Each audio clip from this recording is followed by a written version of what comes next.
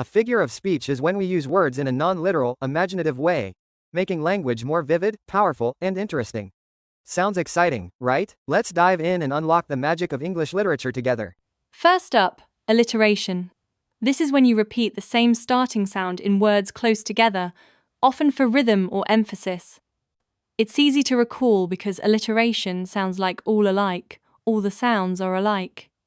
Think of tongue twisters like Peter Piper picked a peck of pickled peppers or Sally sells seashells by the seashore. It gives sentences a fun flow with lots of sounds. Next, onomatopoeia. These are words that imitate the sounds they describe, like buzz or bang. Break it down.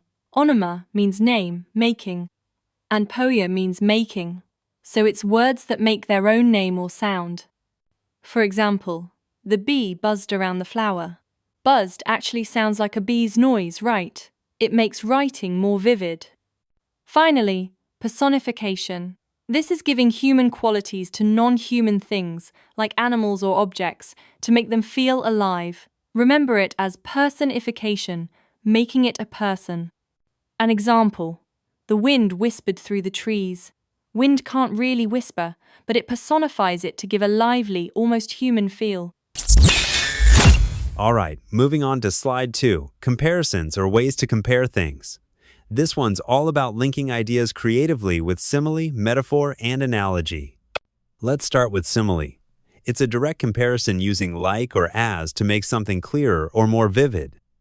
Easy recall. Simile sounds like similar. It's a simple comparison with like, as, example, her smile was as bright as the Sunday. Here, we're comparing a smile to the sun using as to show how radiant it island. Then, metaphor. This is bolder. It says one thing is another without like or as. Think of meta meaning beyond, plus for carrying, so it carries meaning beyond the literal. Example: time is a thief. It implies time steals from us, just like a thief does, adding depth without being direct. Lastly, analogy. This is an extended comparison that explains a complex idea by relating it to something familiar. Recall, analogy is like a bridge. It connects two ideas for better understanding. A classic example: life is like a box of chocolates. You never know what you're going to get.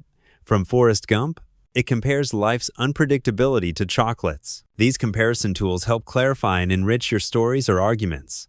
Up next, we'll layer in some deeper meaning. Now, on to slide 3, deeper meaning, where we add layers to our writing with symbolism, foreshadowing, and allusion. First, symbolism. This uses an object, person, or situation to represent a bigger idea. It's like a signpost pointing to something deeper. Easy to remember, symbol equals bigger idea. Example: a dove symbolizes peace. It's not just a bird, it stands for harmony. Next, foreshadowing.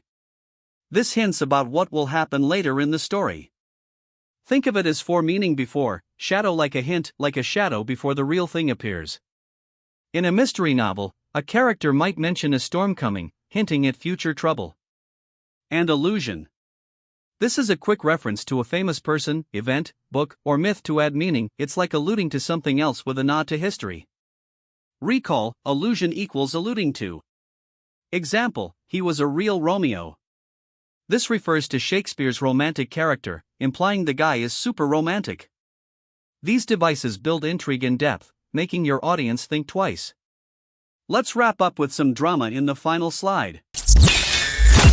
Last but not least, slide 4, contrasts and exaggerations, adding drama or surprise through oxymoron, hyperbole, and irony.